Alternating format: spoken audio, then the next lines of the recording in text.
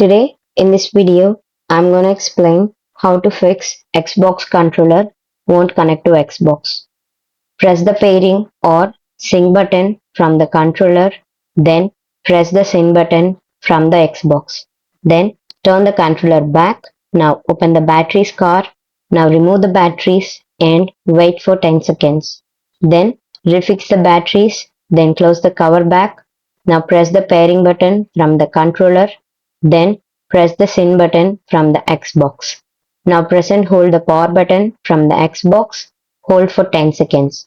Then turn the Xbox back and unplug the power cable from the source. Then wait for 30 to 60 seconds. Then replug the power cable back. Now turn on the Xbox. Now press the pairing button from the controller.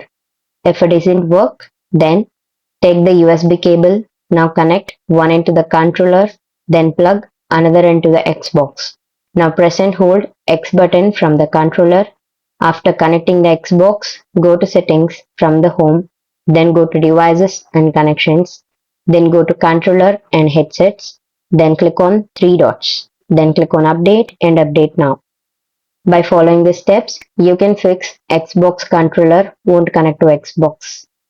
This video helped you out, please leave a like and comment down below. If this worked for you, thanks for watching.